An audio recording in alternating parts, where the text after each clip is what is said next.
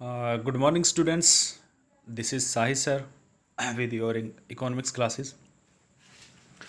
बेटा हम अपना जो चैप्टर पढ़ रहे थे द थ्योरी ऑफ सप्लाई पढ़ रहे थे और थ्योरी और सप्लाई में हमने लास्ट टाइम जो पढ़ा था वो हमने पढ़ा था मोमेंट ऑफ सप्लाई करो एंड शिफ्ट ऑफ सप्लाई करो. आई होप कि आपको समझ आ गया होगा. So today we have discussed our next topic of this chapter. It's our last topic of this chapter.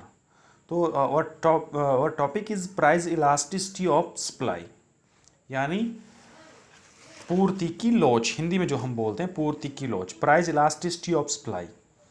Actual में सबसे पहले इसकी डेफिनेशन आपको आनी चाहिए. प्राइस इलास्टिसिटी की डेफिनेशन क्या है मैं आपको बोल रहा हूँ, एक बार ध्यान से सुन लें या लिख लेना. Price elasticity of supply measure the degree of extension and contraction of supply in response to a change in own price of the commodity. कहने का मतलब है कि किसी जो मांग की सप्लाई की जो लोच है वो ये मापती है कि किसी वस्तु की माप जो पूर्ति है वो कितनी कम और ज़्यादा होती है उसकी अपनी कीमत में परिवर्तन होने के कारण, यानी उन दोनों का जो अनुपात है. तो हम बात करते हैं measure of price elasticity of supply, जिसको हम परसेंटेज चेंज बोल सकते हैं. मैं आपको इसलिए बता रहा हूँ आपको किस तरह से हम उसको कर सकते हैं. देखिए बेटा, आप इसको हम लिख सकते हैं ES. इसका मतलब होता है elasticity of supply. Elasticity of supply इसको हम मानते हैं परसेंटेज चेंज. परसेंटेज यानी हम ऐसे लिख सकते हैं परसेंटेज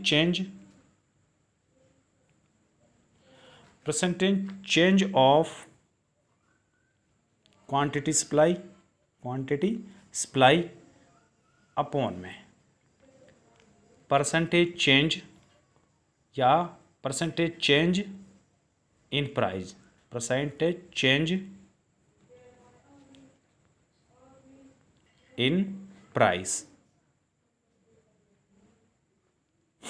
तो अब बेटा कहने का मतलब ये हो गया कि percentage change of quantity supply, यानी किसी वस्तु की मात्रा में कितना प्रतिशत परिवर्तन, किसी वस्तु की सप्लाई में कितना प्रतिशत परिवर्तन हुआ है उसके अनुपात को परसेंटेज चेंज इन प्राइस, यानी किसी वस्तु की कीमत में कितना प्रतिशत परिवर्तन होने के कारण उसकी सप्लाई में कितना प्रतिशत परिवर्तन होता है उसके अनुपात को हम बोलते हैं.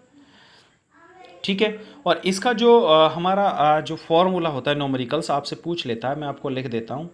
ES, इसका जो फॉर्मूला है वो है बेटा फाइनल, वो देखिए ES हमने लिख लिया. इसका मतलब इलास्टिसिटी ऑफ सप्लाई, इसका मतलब है P अपॉन में Q multiple change in Q upon में चेंज इन P. ये इसका फॉर्मूला बेटा, ये आपको ध्यान रखना है, याद करना है इसको, ये आपको ध्यान रखना. ये कैसे कैसे आता है मैं आपको एक्सप्लेनेशन, ये हमारा लास्ट फॉर्म वैसे तो अगर उसमें जाओगे तो कैसे निकलेगा वो मैं आपको बता रहा हूँ, लेकिन इसमें क्या क्या चीज़ है ये ऐसे निकालते हैं हम इसको. अब यहाँ हमने शॉर्ट कर लिया, अगर हम इसको देखेंगे कि ऐसा कैसे निकल कर आया तो सीधा मतलब होता है हमारा जो इलास्टिसिटी निकालते हैं हम चेंज इन क्यू. इस त्रिभुज के निशान का मतलब होता है चेंज इन क्यू, यानी उसकी क्वांटिटी में कितना परिवर्तन आया उसको हम 100 से मल्टीपल करेंगे. उसके बाद अपॉन में चेंज इन P अपॉन में चेंज इन P मल्टीपल 100. इसको जब हम सॉल्यूशन करेंगे तो हमारा ये निकला जाएगा. तो इसमें अभी ये क्या होता है एक्चुअल में आपको बता देता हूँ. ये जो P है ये क्या है, P का मतलब होता है प्रारंभिक प्राइस, यानी जब तक परिवर्तन होने से पहले इस प्राइस पर इतनी क्वांटिटी सप्लाई की जा रही थी. अब चेंज इन Q का मतलब है कि आपकी कीमत में परिवर्तन होने के कारण Q में कितना परिवर्तन आया है. मैं आपको एक एग्जांपल से समझाता हूँ. मान लीजिए आप इसको न्यूमेरिकल्स आपको मैं समझा देता हूँ. मान लीजिए किसी वस्तु की कीमत P पहले 10 रुपये थी. इस कीमत पर उस वस्तु की जो सप्लाई थी वो 20 रुपये थी. ठीक है. अब कीमत में परिवर्तन P1, कीमत मान लीजिए बढ़कर हो गई 20 रुपये. ठीक है। तो अब कीमत बढ़ी तो सप्लाई का लॉ ऑफ सप्लाई यही बताता है कि कीमत बढ़ने पर सप्लाई इंक्रीज होती है। तो क्यू पहले क्यू था, Q1 बाद में चेंज होने के बाद ये बढ़कर हो गई आपकी 40 रुपये। ठीक है। अब ये 40 रुपये हो गई, तो अब इसको हम इस वाले फॉर्मूले में कैसे फिट करेंगे? तो देखिए जो P अपॉन में Q था, तो P हमारा क्या था 10 पहले, और इस पर हमारी सप्लाई कितनी थी 20 मल्टीपल। अब वो क्या कह रहा है, change in Q। Change in Q का मतलब होता है कि चेंज इन Q, इसका मतलब है Q1 माइनस Q। तो Q1 पहले कितना था हमारा, Q1 कितना है हमारा 40 है, तो 40 माइनस पहले Q कितना था 20, तो कितने का अंतर आया 20 का, यानी 20 परिवर्तन आया, 20 का परिवर्तन आया। तो यहाँ पर हम Q कितना लिख देंगे 20। क्लियर। इसी तरह हम P का निकालेंगे। पहली चेंज इन P, इस त्रिभुज का मतलब होता है चेंज इन P मतलब है P1 माइनस P। तो P1 कितना है हमारा 20, और P पहले कितना था हमारा ये 10, तो माइनस 10, तो 10 का परिवर्तन है, तो यहाँ हम लिख देंगे 10। अब इसको हम शॉर्ट कर लेंगे, 10 से 10 यानी 1, सीधा वो ये आ गया ना हमारा। तो ये हमारी, इसका मतलब है कि elasticity of supply is equal to 1, ये हमारा इकाई के बराबर, इसका मतलब ये होता है हमारा, ये हमारा इकाई के बराबर है। ठीक है। तो ये इस तरह से आप इसका अगर न्यूमेरिकल्स आते हैं तो आप इस तरह से निकाल सकते हैं। अब बात आती है इसकी डिग्री की, कि इसकी डिग्री कौन कौन सी होती है। तो बेटा इसका मैं आपको चित्र बना देता हूँ। इस तरह से पांच तरह की डिग्री होती हैं। इलास्टिसिटी ऑफ सप्लाई इकाई के बराबर, इकाई से कम, इकाई से अधिक, और बेलोचदार, लोचदार, और यानी less than elasticity of supply, more than elasticity of supply, and perfectly in elastic and perfectly elastic. तो ये 5 डिग्रीज होती है, मैं आपका 1 बाय 1 वर्णन कर रहा हूँ।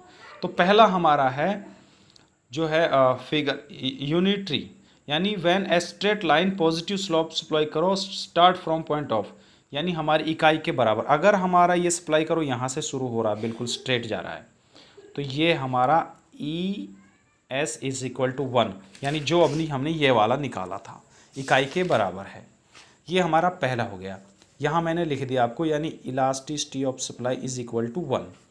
और अगर हमारा ये जो SS करो ये स्टार्ट हो रहा है यहाँ से, SS बस, अगर ये OX होता है, ये आप डाल लेना बेटा। अगर ये OY होता है, अगर ये OY से ऊपर से शुरू हो रहा है यहाँ से, इसका मतलब है इलास्टिसिटी S मोर देन 1, यानी इकाई से अधिक है। इकाई से अधिक का मतलब है कीमत में जितना प्रतिशत परिवर्तन हो रहा, मांग सप्लाई में उससे अधिक प्रतिशत परिवर्तन। मान लीजिए कीमत में 10% का परिवर्तन हुआ था, लेकिन सप्लाई में 20% का परिवर्तन हुआ है, तो compare than price more than supply, तो वो यहाँ से शुरू होगा।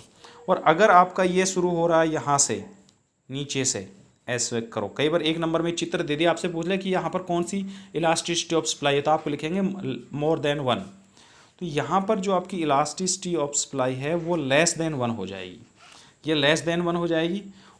ठीक है।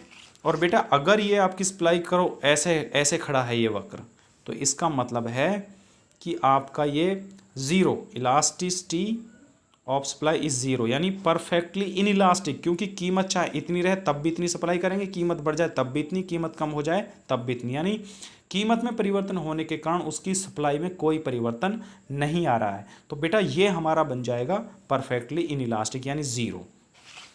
और अगर हमारा ये बनता है ऐसे वक्र यहाँ से शुरू होता है, तो इसका मतलब है परफेक्टली इन इलास्टिक, यानी इलास्टिसिटी ऑफ सप्लाई का जो सिंबल बनेगा वो बनेगा ये वाला, यानी अनंत, यानी कीमत में अगर थोड़ा सा भी परिवर्तन हुआ तो सप्लाई यहाँ से ज़ीरो हो जाएगी, और थोड़ी सी बढ़ी तो ये अनंत बढ़ जाएगी। तो ये हमारा 5 डिग्री थी इलास्टिसिटी ऑफ सप्लाई की। तो बेटा यहाँ अगर कुछ चीज़ें समझ में नहीं आ रही है तो आपको मेरे से पूछ लेना है, उसके बाद आपका लेसन फिनिश हो जाएगा। उसके बाद आपका थोड़ा सा ये बचता है कि factor affecting elasticity of supply, तो वो बेटा हम आपको कल अगली वीडियो में बताएंगे। तो thank you for your kind attention.